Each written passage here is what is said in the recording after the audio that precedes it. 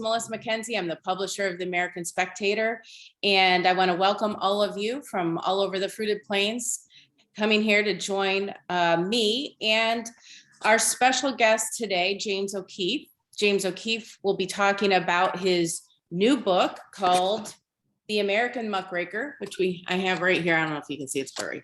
Anyway, and which I encourage you to go out and buy. One of you lucky listeners is going to receive a copy of this book for showing up and asking questions. So I really encourage you to, as James is talking, come up with your questions and we'll get them answered if we can.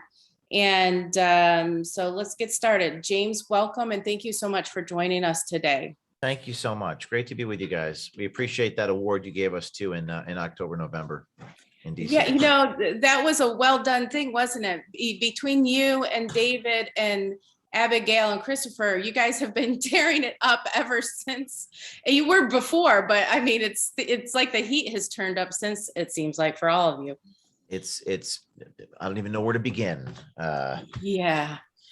In the last few months. Yeah, the last few months have been crazy. Well, you kind of get to that at the end of your book, what you've been going through with the New York Times, I think is what you're referring to, and then the FBI investigation and everything else, and having your life turned upside down. You actually begin your book talking about David and what happened to him, and kind of the courage it takes to be a journalist.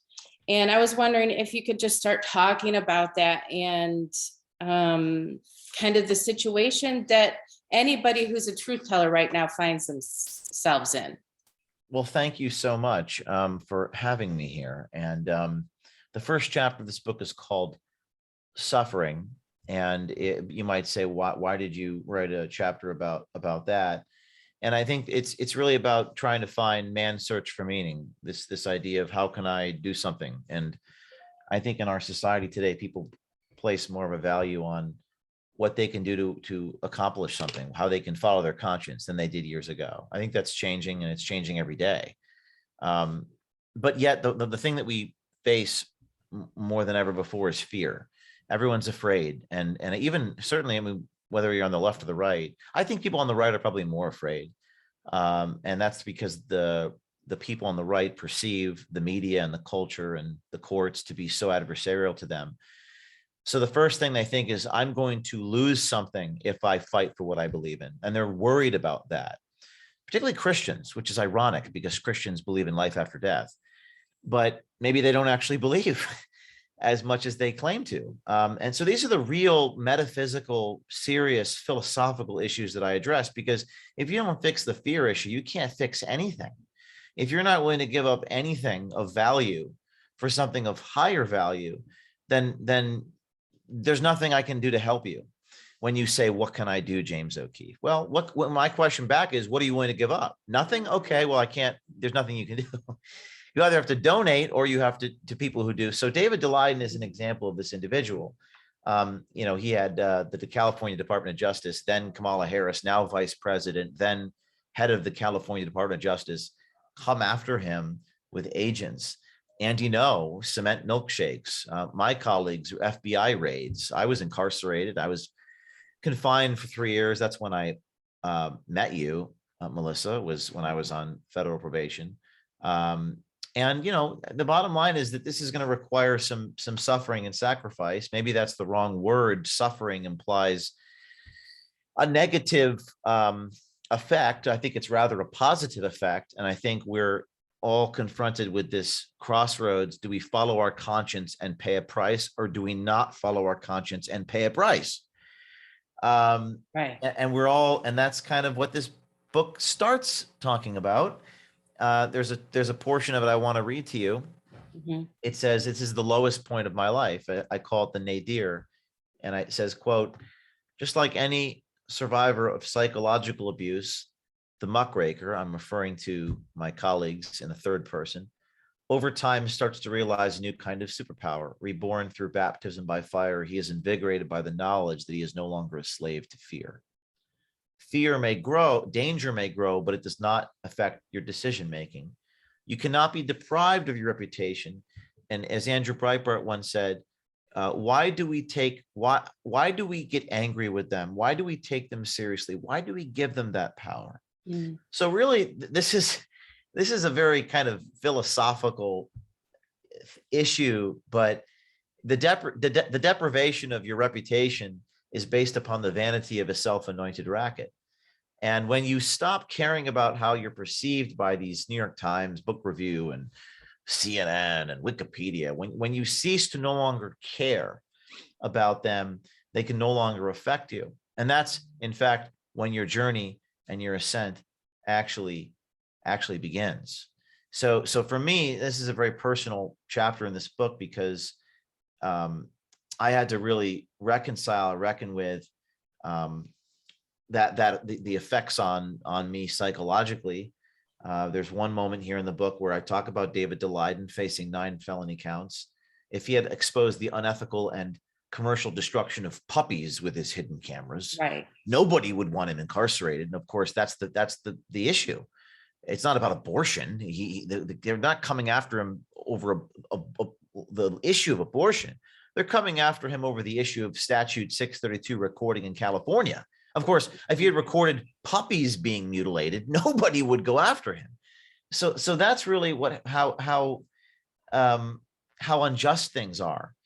But yet I think I've reached a higher level of consciousness by that struggle. And I've broken no laws. I've nothing to repent before the government. Recently, the FBI came to my home and took my phones. They still have my phones. And I suppose in the first minute of that happening, it was perhaps the most terrifying thing ever, precisely because I was innocent. And if I had done something illegal, okay, well, I know what that is, and I'll pay a price for that. But when they come after you when you've done nothing illegal, well, that's dangerous.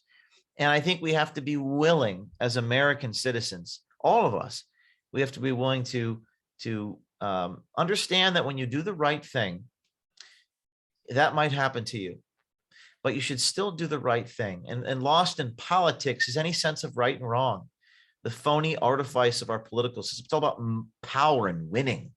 Now, the last point I'll say about this before you ask your next question is, people say the Republicans are going to win the House and Senate in 2022, right? That's the new thing. Republicans are going to take the House and Senate. Okay, well, under Article 3, they have enumerated powers. The House of Representatives have oversight committee. They can hold the FBI accountable. The question is, will they? Now, Right. if you think the Republican politicians in Washington, D.C., all everyone does is donate to politicians. Okay, well, if you think the Republican politicians are going to go to Washington, D.C., and they have enumerated powers under the Constitution, Article 3, they can totally defund the FBI. Now, if you think they're actually going to do that, I have a bridge to sell you. Yeah. Well, it's interesting as far as this topic of courage. About a month ago, Abigail Schreier, who was one of our other award winners at our gala, just for those of you who are new and listening, and her work is on exposing kind of the transgender ideology and how it's harming young women and children and parental rights and on and on. And one of the things she said about being attacked, James, was that it clarified her life, that she knew once and for all that she lived for no one but herself, and she owed no one anything, and she was essentially her own person. And the attacks clarified that she was not afraid of what somebody might say about her or whatever. She had complete self-ownership. And I think that the bravest voices out there, who are taking the greatest risks, also have an absolute crystal clear sense of self-admission, which most people do not have.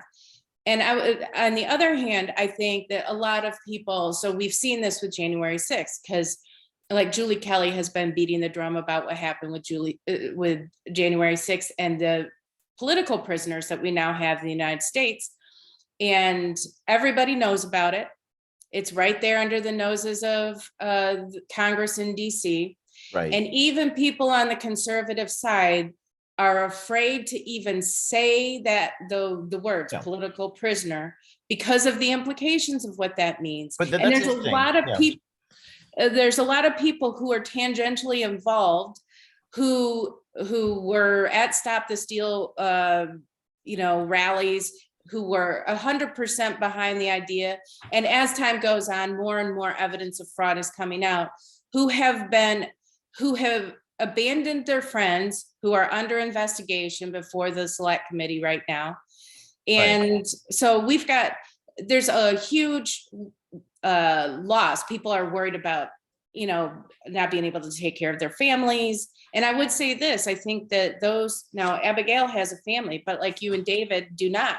And so have less, it's almost like your modern day secular priests, right? I mean, who are fighting a fight. And I suppose the federal probation officers harassed my mother and father, though. I mean, they came to my home, and for 3 years they harassed us. And I mean, it could have been so much worse. I think that, as Martin Luther King said, a threat to justice anywhere is a threat to justice everywhere. And sometimes the attack against the First Amendment is the worst type of attack, because it's the right for your citizens to be informed is the most important right, because that's the right that makes all other informed rights possible, and the idea of informed consent.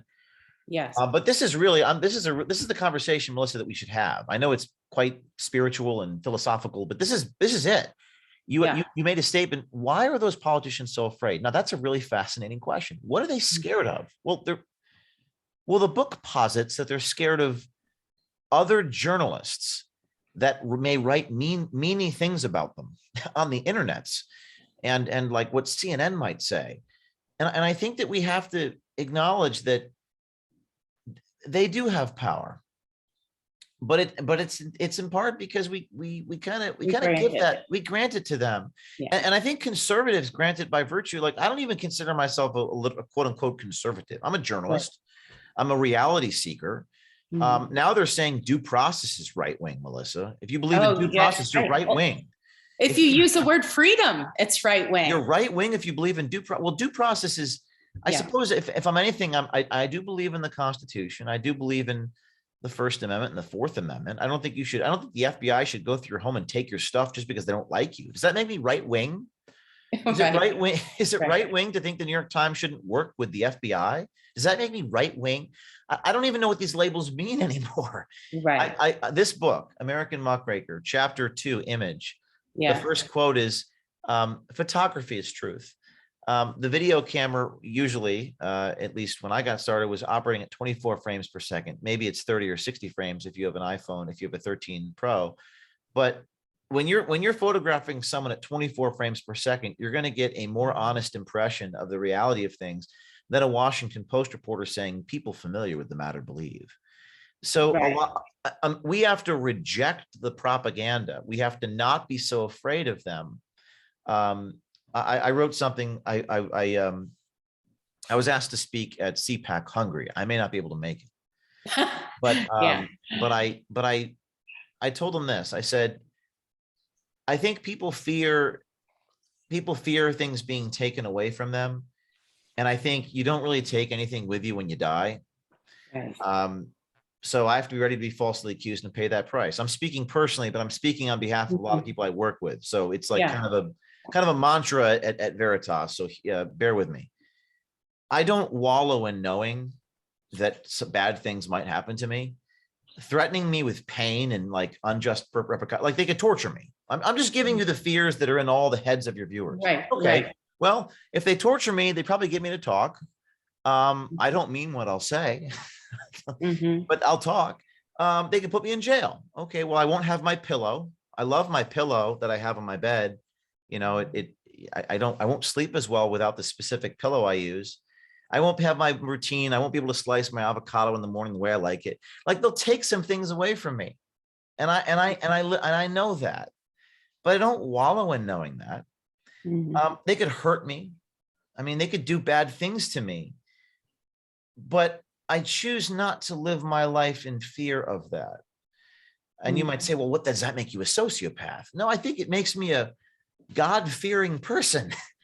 And the people that claim to believe in those things should act on what they claim to believe in. And I've also been given so many second chances, Melissa, in the work that we've done here with throughout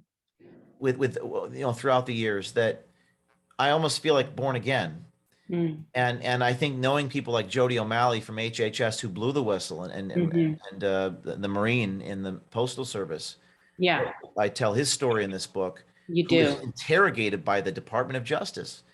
Um, so And then lied about, I mean, the thing that's really egregious in my book is other journalists making it seem like he was bought off to say what he said, and completely trying to diminish the sacrifice he made for the American voter right. in Pennsylvania.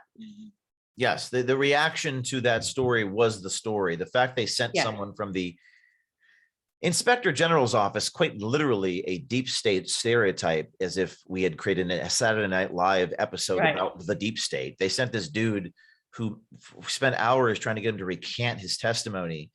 And I have a recording of that whole 2 hour long, interview, if you want to call it an interview.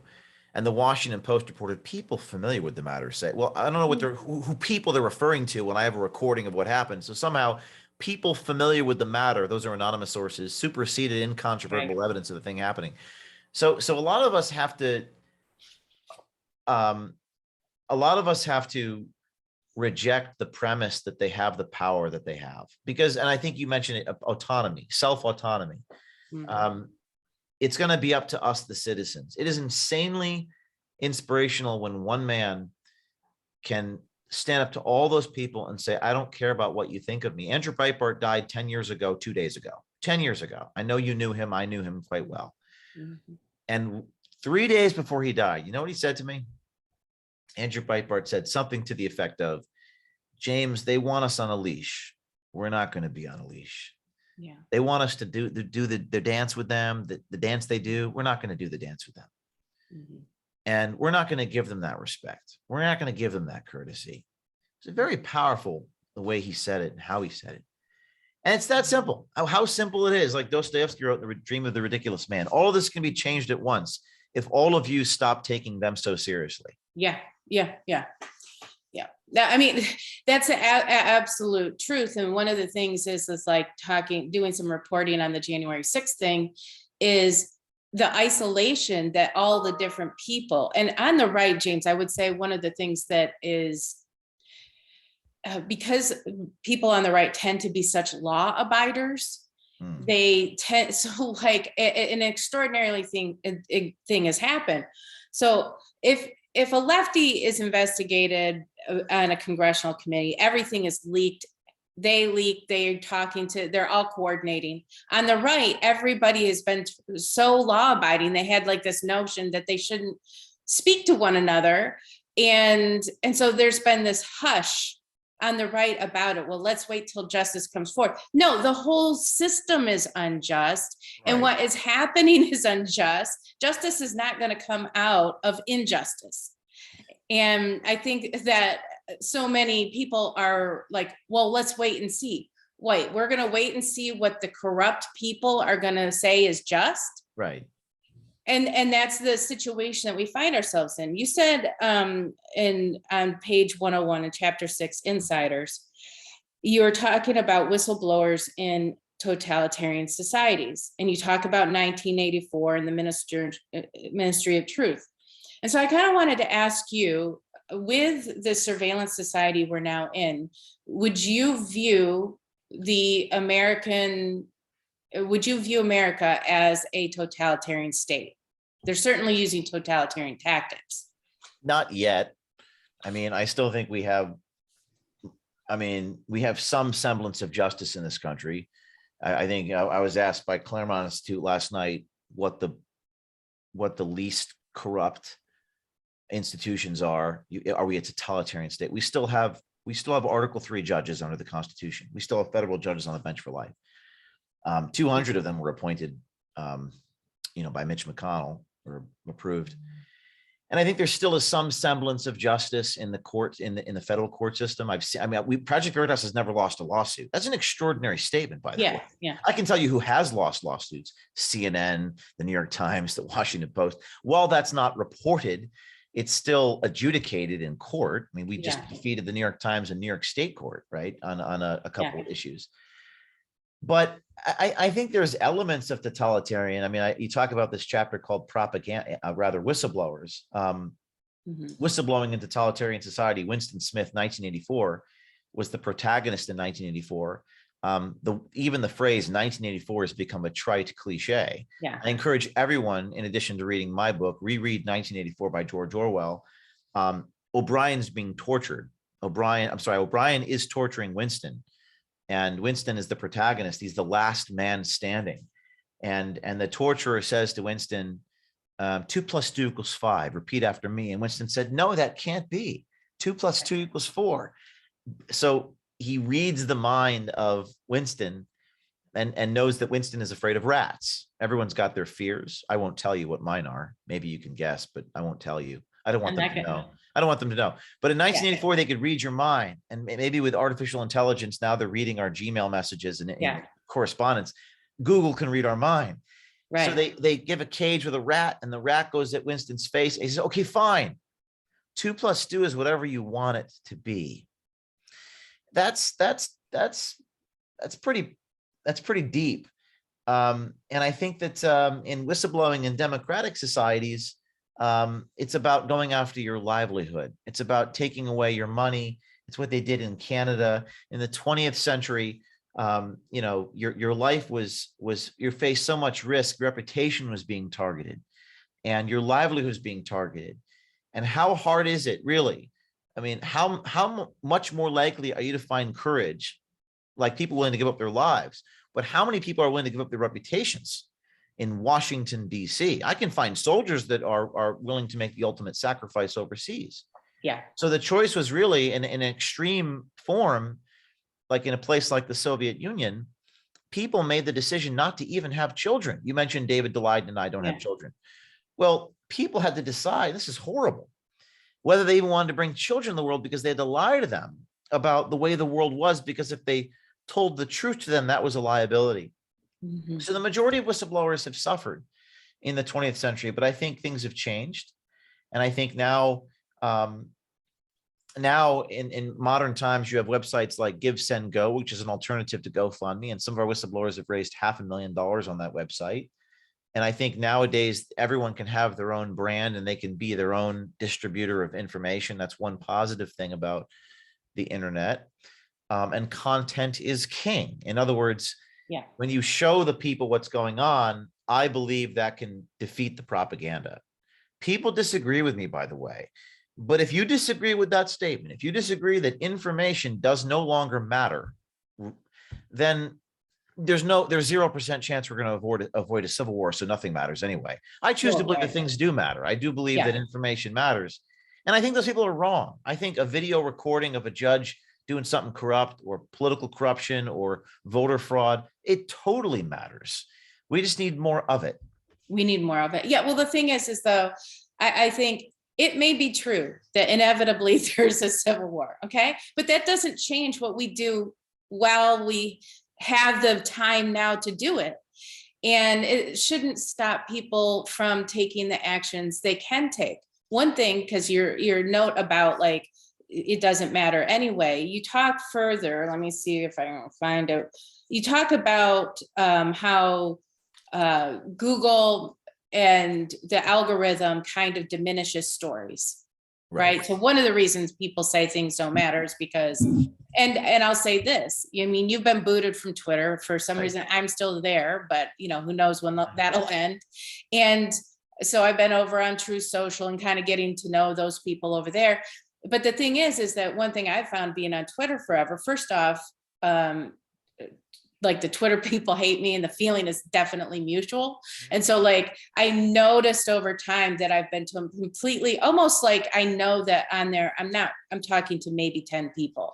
You know what I mean? They have throttled that. They have. You're talking about Twitter? You're talking about, right. So like your voice is so effectively diminished in a Right. way that it wasn't at the start. Like there was more engagement, more whatever with 10,000 people on Twitter now with than with the millions. Right. And so like and then you do Google search, like the American Spectator, for example. We are one of 6 different organizations blacklisted by Google and Right. not allowed to like ever be in their news program. We've been deplatformed everywhere. And so like Right. people who find us have to like actively go find us now, Mhm. because in search we're completely diminished. Yeah, it was kind of like this sine wave in the 20, I don't know what they call them, the part of the century between 2010 and 2016. Yeah. Those years, it was this freedom explosion of information. When Twitter allowed you to embed videos in a tweet, that for me was a moment in space and time that really changed Right. our information, because there was a barrier to entry to making and distributing videos. I was working on Final Cut 7, which is a robust program that requires a little bit of a handicap to get beyond. But nowadays, everyone, 13-year-olds are editing videos like what Final Cut 7 used to do in like 30 seconds. So Right. So there was this incredible transparency revolution, and then now they're throttling it back. And a lot of people are complaining about that. So I have a solution to that problem. And it may not be an easy one, but real journalism, real information that shocks people will get distributed despite the censorship. Let me give you an example. I have not been on Twitter since April. Project Veritas is banned from Twitter, and yet almost every story we've done has trended on Twitter.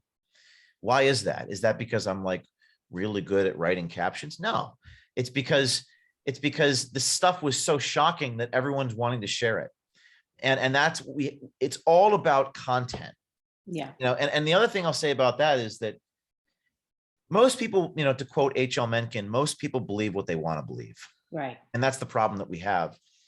So what you have to do is figure out a way to get people that don't agree with you to share your stuff. You have to get stuff that's really going to shake people awake. That's really the mission, isn't it? And those people want to hear what they think. That's why they watch cable news and go on Instagram and see a bunch of pundits opining about. I don't care about what you think. I don't. There's 10,000 people on my phone telling me what I should believe. So maybe what we need to do is show people what is happening rather than telling them what to believe.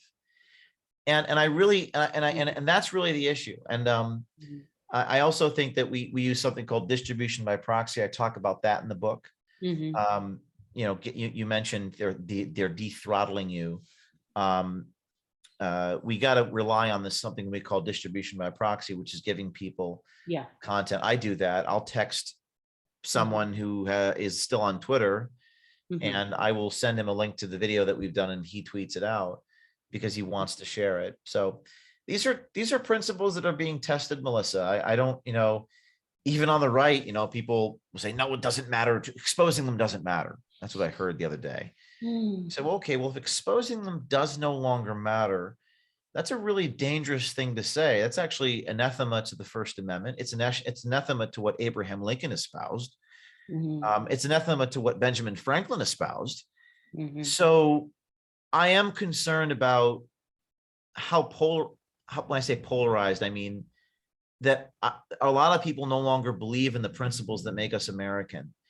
And I have to I am going to work on that and hopefully solve that through the journalism. Well, there's a certain amount of nihilism, isn't there? Because it's convenient, because if you believe that nothing matters, then it kind of lets you off the hook from doing anything. That is true.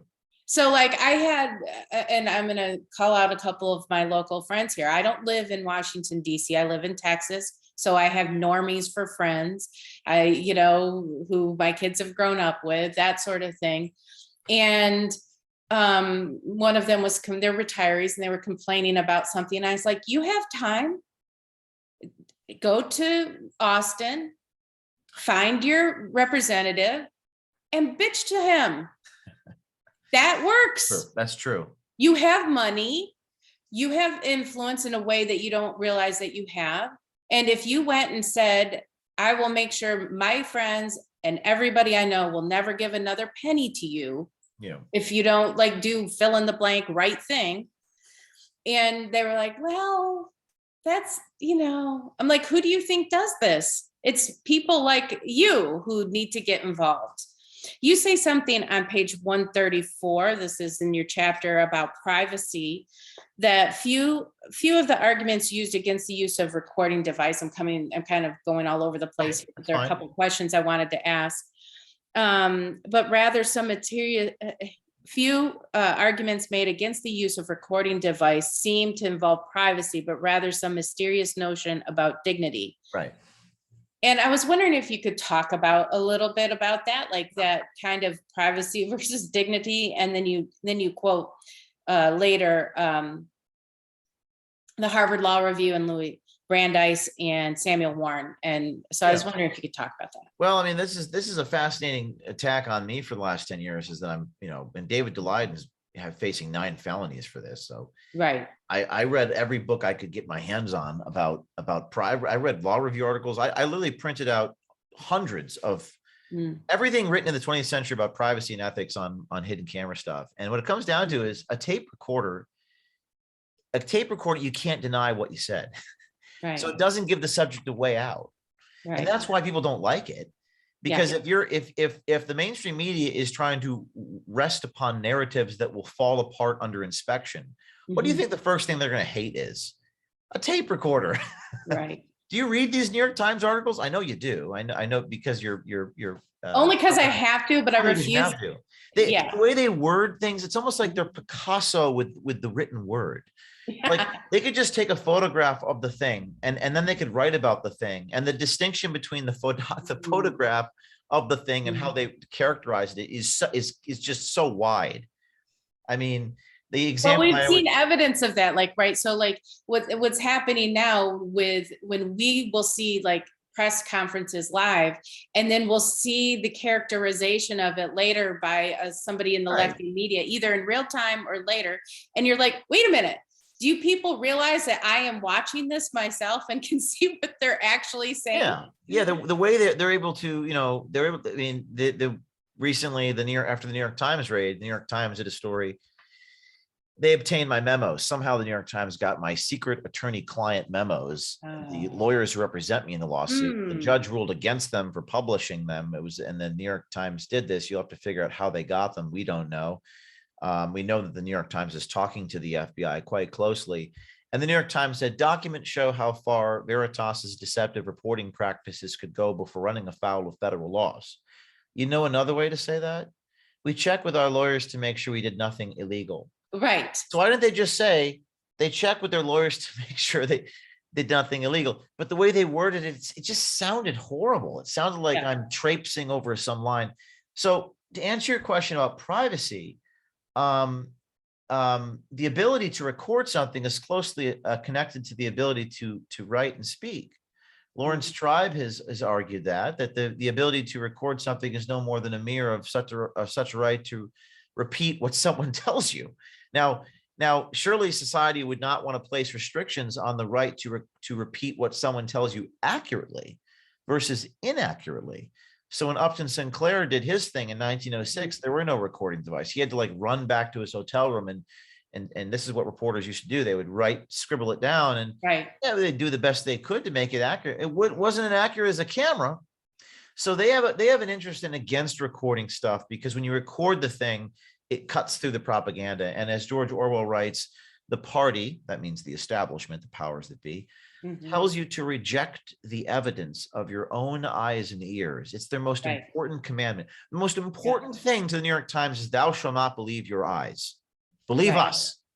Believe the credible sources. Well, no, the credibles the tape is doctored, it's edited. Okay, where's the edit? Name the edit. Name how I edit the tapes. Well, he's a felon. Okay, how did he commit a crime? And then they just jump to the next, non sequitur.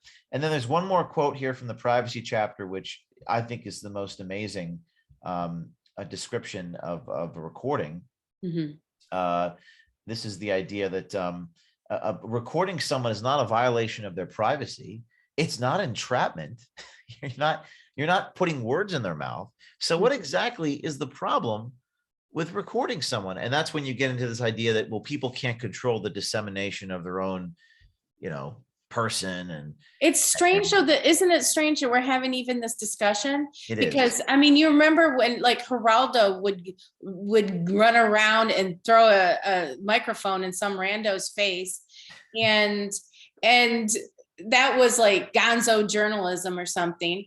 And you have different people made their whole case. There's a guy here in Houston on the radio show. I think he's been doing it for like 50 years. I think, he's got the whole toupee and everything at this point, but his whole deal is undercover stuff, just like what you do, exposing the restaurant that has bugs, or you know what I mean? Like, Right.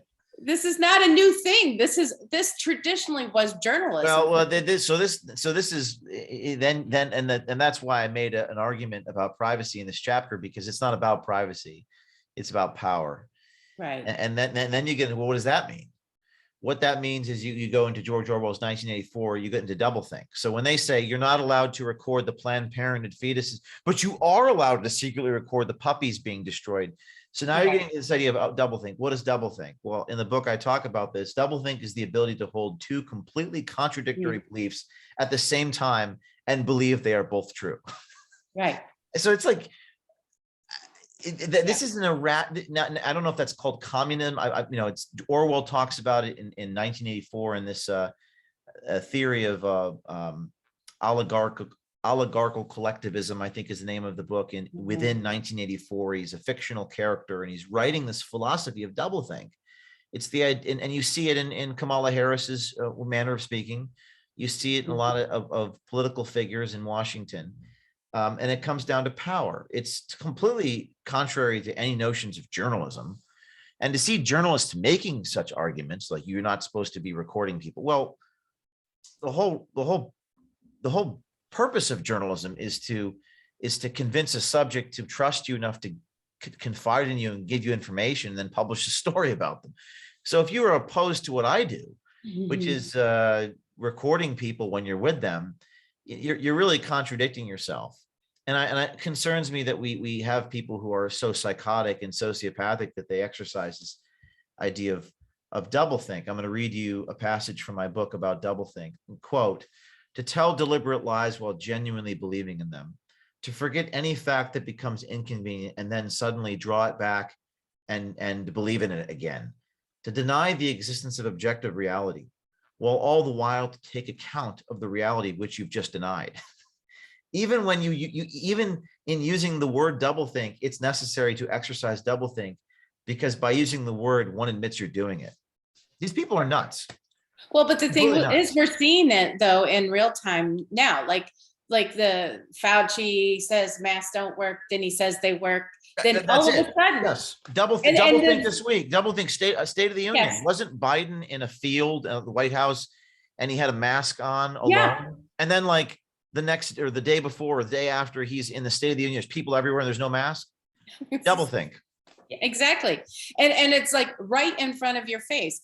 The elites can go to the Super Bowl, nobody wears a mask. And tomorrow, the same governor who's there can tell your children who are at much less risk of having any ill effect really from the virus.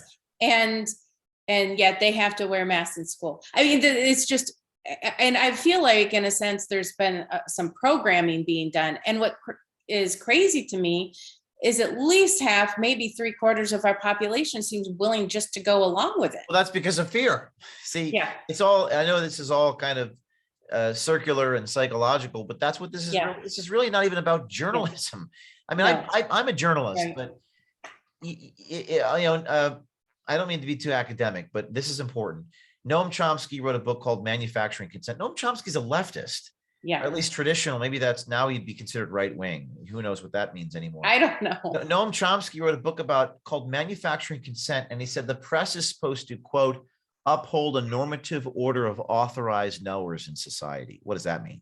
It means that when the CDC does doublethink and says, well, today you can wear a mask, tomorrow no mask, Today, Right. vaccines, you're firing everyone in New York. They just fired all these people in New York City like recently. And now suddenly today, as I'm on the interview with you, I just saw a pop-up saying no more vaccines required at any restaurant. So now you might say, wouldn't rational people who have common sense go, but it comes down to the fear, because I think people probably are somewhat rational. A lot of them are really stupid, but the people that are sheep will follow the authorized knowers, because to not follow the authorized knowers is to risk losing your job. Right. And that's really where we find ourselves in society. And when our policymakers cease to be rational and they're exercising doublethink, we the people, those are the words from the from our founding parchment documents. We should go back to the archives to see if they're still there. I wonder if they took that out and substituted something else. Someone should go back to the archives and see if the parchment is still there, the Constitution. Well, I think it is. Well, I'll be finding out in 2 weeks because I'm going to be. You go to the archives and tell me if the Okay. original one is still there. We the people are going to have to reject that, and we're going to have to say no. And I think you're finally starting to see that, Melissa. I saw it in Canada and in Ottawa, where I saw the Canadian people are pretty homogenous people, right? They're not like the Americans, at least considered traditionally. And I saw a Canadian man say, "I'm willing to give up my life." He said that. It's a very powerful statement. I think Americans are even more that way, but we really need to, we the people is the only thing that is preventing them from achieving total tyranny. So I think it's the authorized knowers that the media relies upon. They quote the CDC religiously. We all know that, of course. The job religiously is the key word. But the job of a journalist is to print what they don't want printed, and that's what's threatened. Yeah. Okay, so I don't know, Leonore, if we have questions from people. If not, I've got some more questions. I would just say, as we're going through this, you mentioned Viktor Frankl. Man's Search for Meaning is one of my top 5 books. I highly recommend it.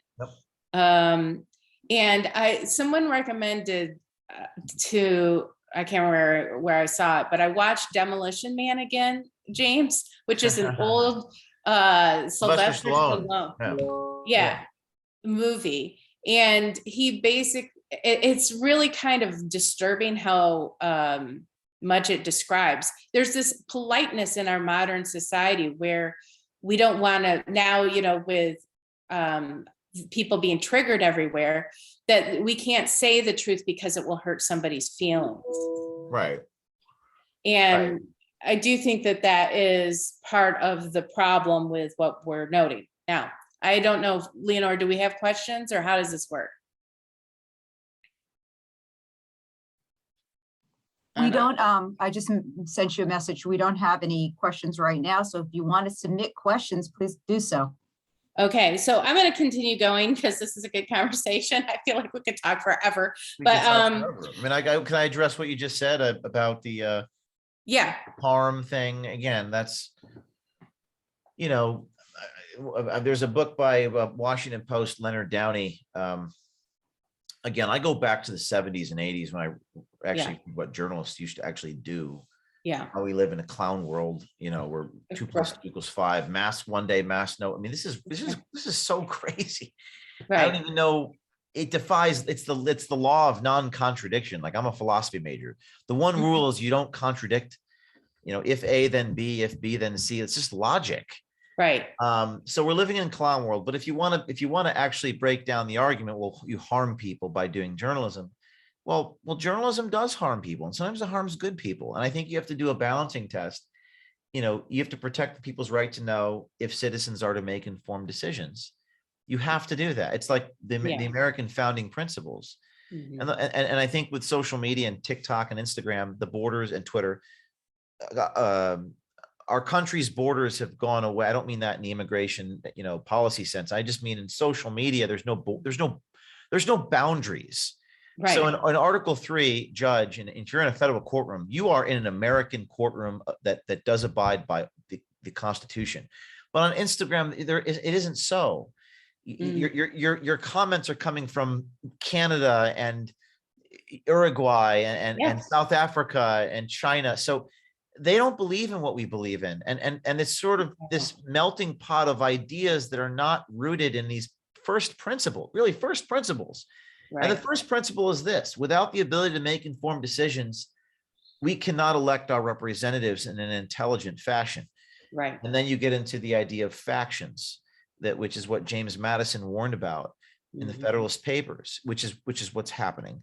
And Mhm. all of this is because we're not really getting real journalism. So Yeah. yes, Veritas's stories do, I guess you could say, harm people in that you're releasing information about people without them knowing. Right, Most recently, that was a story we did on a CNN guy named Patrick Davis, who's yeah, actually not a bad guy. right. And he was caught on a hidden camera saying, "I hate what we've become. I've worked here for Mhm. 25 years at CNN. Jeff Mm. Zucker, he's crazy. I don't listen to his call at 9 a.m. conference calls." And I chose to publish that story, even though Mhm. Patrick did not know he was being recorded. Mhm. And he was just like you or I. And the reason I made that decision is because I felt like these are the organs that manufacture the public's consent. We Yeah. need to know how they work. So we have to find a balance between the very real importance of the information to be shared and the Mhm. potential harm done to the individual. And that's the ethical balance that we, as journalists, need to reach. Yeah, I mean, and we've all been faced it, running a story or not, Right. you pursuing a lead. It may be true, but is it right to, it's the calculus that everybody has to face. Now, one of the things, you have a chapter on litigation and using it, and Project Veritas and you leading it have been very effective at using litigation in a way that few uh, organizations and individuals on the right have been able to do. Yes. And so on page 219, you quote Tim Pool, who said, "The issue is that there are a lot of people who are now finding themselves in the public sphere who have small careers as pundits and journalists. They can't go up against the New York Times. They can't afford to sue." Pool is correct. And one of the things he doesn't bring up, and I'll bring it up because it's an issue for the American Spectator, and one thing we faced, is powerful organizations getting individual leftists to sue us, trying to put us out of business. So, for example, claiming defamation when there isn't any, it's just a frivolous lawsuit, claiming this or that, like an ADA violation we got sued for. And what it was just a leftist trying to bleed us of money, and so like we have to go through the procedure to try to defend ourselves. And the process, as you well know, is the punishment. That's it. What you just said, that's everything. Yeah. That's everything. Because it takes you away from the work that you could do. Well, if you let it. If you let it. If you let it. Now Yeah. it's most people, it's the money. It's the idea that it costs so much money. So yeah, there is the Article 3 courts may not be corrupt, but the issue is the amount of money it's cost me to do that. Oh, I think yeah. that's what Poole was saying. But Tim Poole gave me this idea of a People's Defamation Defense Fund. Oh, yeah. The process is the punishment, the FBI coming into your home and taking your stuff. Yeah. I mean, that's terrifying. And the terrifying thing for me was my imagination runs wild with all the different variations and possibilities that could come about as a result of this. Secret grand juries and lying to the FBI. I mean, you know the drill, that the people never get charged with the actual substantive crime. It's always like some weird process crime, like obstruction of justice. Well, you could do everything right and they could still try to conjure up this bullshit. Excuse me, but that's what it is. True. And that's fear. That's fear. What I just said is the fear. And I think if you reject that, if you say, I won't play your game. I think if you reject that, you have a chance of winning. If you give into the fear, and I'll give you one more example because you brought up the litigation chapter. Like when I've been deposed, and no one here on this call would like being deposed. It's a rather uncomfortable experience. Right. You've got like all these lawyers who are not your friends, and they're going through your life with a fine-tooth comb, finding exhibits, trying to get you to contradict yourself, and you're scared because, oh, maybe I did something. Well, Right. moral of the story, don't do anything inappropriate and they won't have a chance to expose you.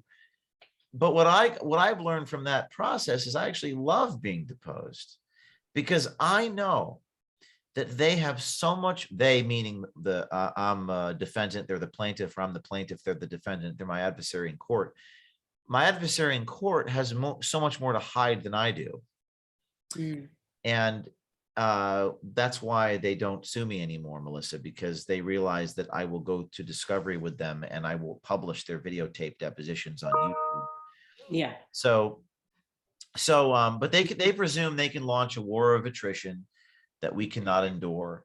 And I think that even Sean Hannity told me on the radio, he's like, James, I got to give you credit, because I'd love to sue the New York Times, but I just don't want to have to deal with all the crap. Right. And then I won. I mean, I won on Christmas Eve, and then the New York Times wrote article after article, op-ed, saying that I was against the First Amendment. First of all, defamation is not a First Amendment right. They tried to compare it to the Pentagon Papers. They published my lawyer's attorney-client memos. The attorney-client privilege is sacrosanct in the history of American jurisprudence. They're trying to say that that's akin to the Pentagon Papers.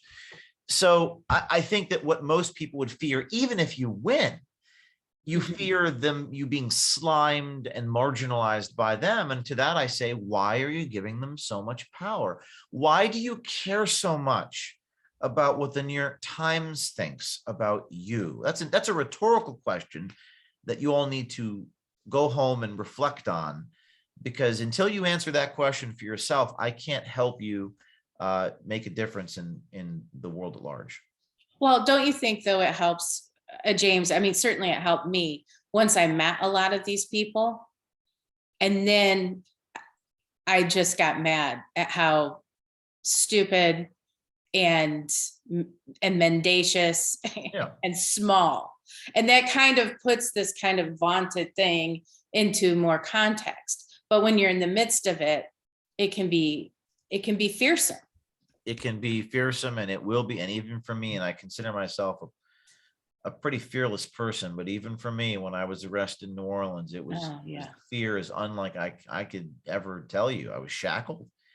I was ostracized. I mean, there were people in Melissa that you know and I know. I won't say their names, but it's like the age-old parable of, when the acorn thing happened, everyone's like, oh, from the moment I always known you, I knew you're going to be successful. And then I was arrested. From the moment I've always known you, I knew you were always up to no good. It just back and forth it went.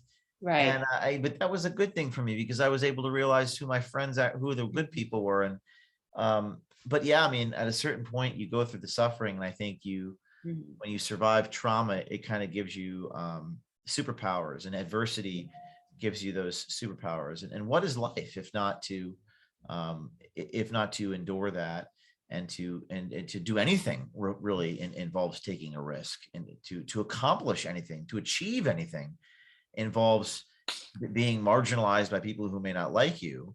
So I'm not a therapist, nor do I claim to be, but increasingly, Melissa, in front of audiences, people treat me like one. And that's why I wrote a book with a chapter called Suffering, and a chapter about endurance and these sorts of themes, because this is really what people need to hear. Okay, so last question for you. And this is a good place, I think, to finish up. On page 227 of your book, I'm just going to read some of what you wrote, and then I'd like your perspective on it. You say the conservative movement has failed the demoralized. It failed because once it achieved its limited goals, it focused on sustaining its own commercial imperative: buy my books, read our white paper, sponsor our conferences. What starts out, you then quote Eric Hoffer, who said, what starts out here as a mass movement ends up as a racket, a cult, a corporation. And then and then the next paragraph, you say, representative democracy has become less meaningful as Congress abdicates its responsibility to a permanent, unelected administrative state, and the White House gobbles up much of the remaining power through executive orders, often undone by the executive orders of succeeding administrations. This is absolutely true. Yes. And so all of that to say, what is your recommendation when you look rightward at the conservative movement? Do we wreck the current institutions and rebuild? Do we reinvigorate some of them? What is your recommendation? That's that we need to have a whole hour-long discussion about, but let me see if I can. I'll have you on again. We'll talk about it. That's its own hour. Let me give you let me tell you a story to answer your question. Okay.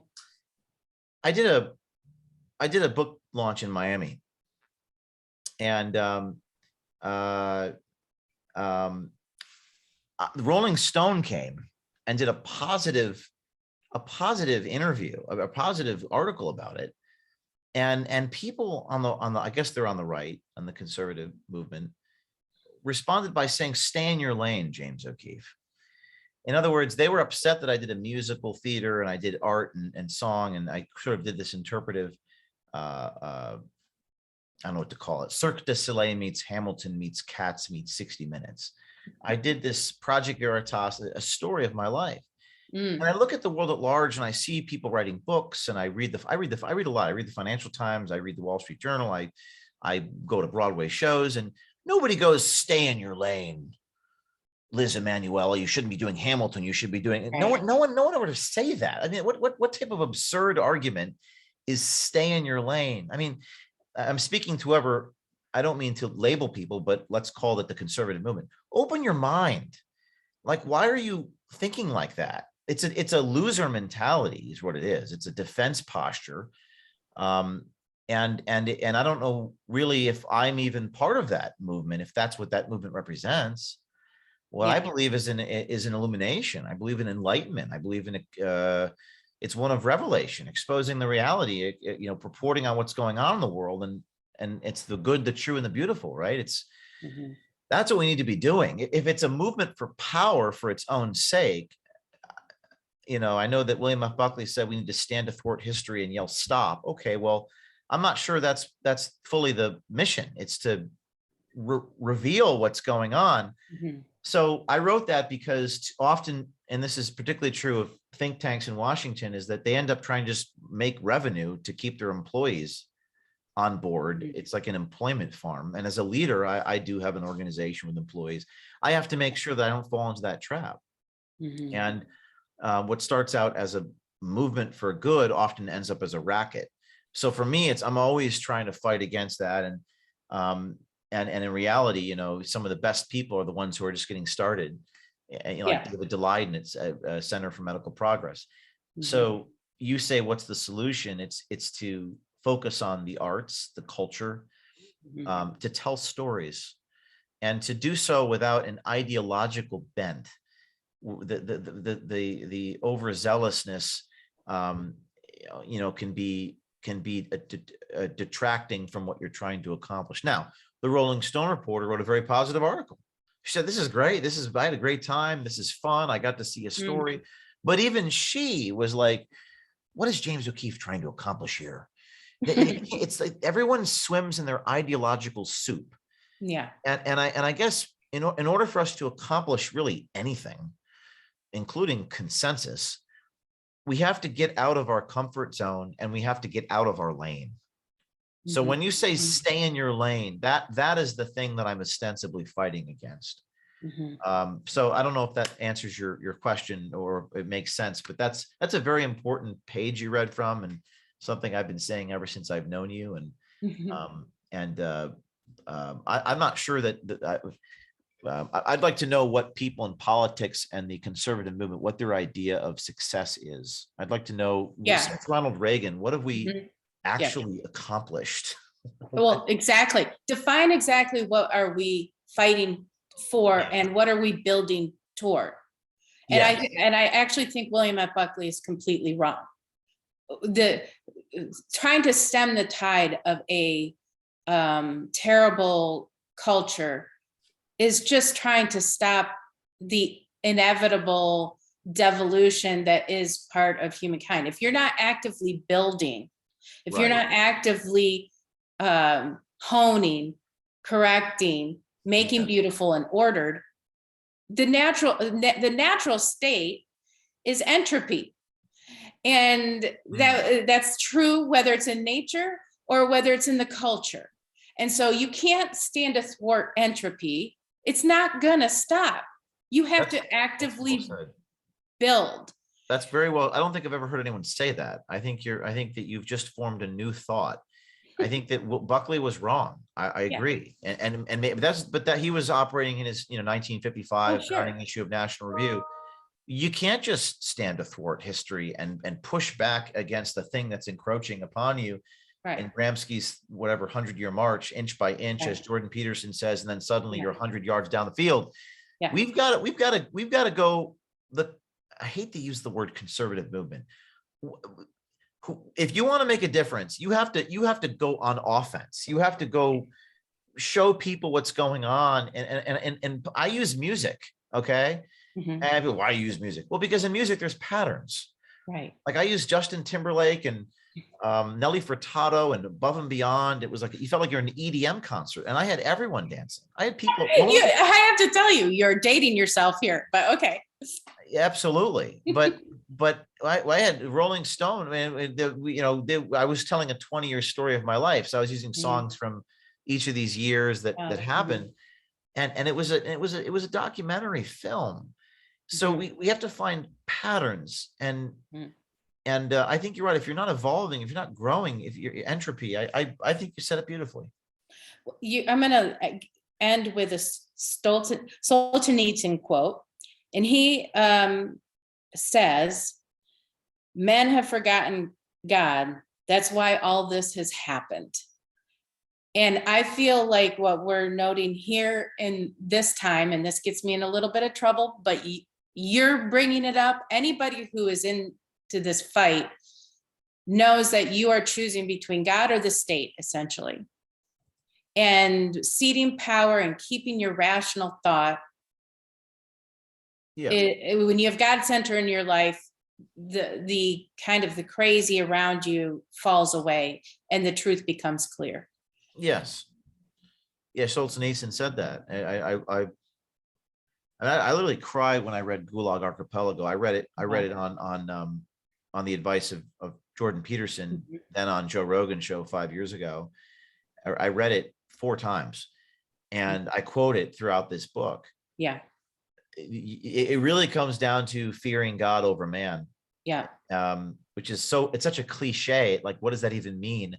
I don't think you understand what it means unless you live it.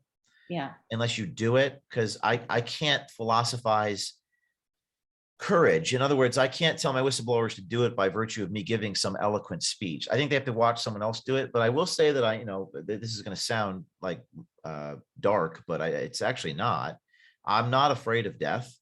I've felt close to death in my life a number of times in my own way. I think we all suffer in life, in different ways. But I think partially because of what I've been through and what I've seen other people go through, I've been given so many second chances. It's a miracle I'm still here. And people say that to me. It's like, how are you still alive? Or how are you still on Instagram? That's quite a statement. How are you still on Instagram? Maybe that's the modern day version of how are you still alive, because things exist in order to end up on Instagram. But in seriousness, I think that it was very liberating for me to no longer be a slave to my own fear. And there's a moment in this in my life when I met Dean Baquet, head of the New York Times, and I went to shake his hand because I felt, well, we may have our disagreements, but we're at this conference together, and maybe we'll have he just cowered like a little coward away from me. No kidding. And he just sort of shriveled up and got scared. And this was about 4 years ago. And I said to my, why do I care so much about what this man thinks of me? And I was a very liberating feeling. It's very liberating, and it's very empowering to your human spirit when you no longer give all these people power over you. Yeah. And I think it manifests in your actions and being more effective of a journalist and a human being. and it all goes back to Solzhenitsyn's statement. All the massacres have happened in the 20th century, the gulags, the Holocaust, the atrocities of the Ukraine, people in Ukraine starving to death in the early 30s. All this has happened because men have forgotten God, because they put so much value on their material well-being. So in the United States of America, we are a sovereign country. We're not Canada. We have our own laws, and I still think that there's a chance to turn the tide. I know that there is that chance, but only if we, the people, put that into action, not just in church, Right. but actually take action on this principle. Like, let me give you one closing example. Find me a couple people in Washington, D.C. working for these agencies that have the courage to go forward the way that Ed Snowden did. Yeah. You may not like Ed Snowden, you may hate him for whatever reason, but it doesn't matter. Find me someone in the Department of Education or Department of Justice or three-letter agencies, you know who they are. Who, imagine if 5 people did that. Now imagine if 100 people did that. Now imagine if 1,000 people did that. Now you're going to say that's impossible, James O'Keefe. Well, I'm here to prove you wrong. Well, we are glad you're here, and thank you for your work, and thank you for your time. I urge everybody on this call to go out and buy the, it's blurry because of, I don't know why. But anyway, I'm not, so why is the book blurry? Okay, here we go. I guess I have to put it in front of my face. American Muckraker. You can see all my little notes there. And more than that, because you heard what James said, at the very least you can do is spread his work on the platforms where he's been banned. I do it, but everybody can do it. And probably at this point, the smaller purveyors of your work will probably get more traction. So, anybody who can do that. And so, James, I really appreciate you taking the time to write the book and to be with us today. And we look forward to what's coming. Well, there's a bombshell coming out next week, so you won't have to wait very long. Tuesday. Oh, excellent. Absolutely. And can you give us a hint or no? No. All right. I had to ask. All right. Keep your secrets then. We'll see. We'll wait for next week. So thank you so much for your time. Thank you. Thank you, everyone. And I appreciate again that was wonderful in the fall when you had us there. Yeah. Oh, no, it was. Thank you for honoring David. It meant a lot to him. I know. Oh man. After meeting him, I had never met him before. My heart went out to him, and this is for our listeners who are still with us. There are people doing such courageous work. I'm putting it all on the line, and he's one of them. So. All right, Melissa. Thank you. Thank you. We'll see you later. All right. Bye-bye.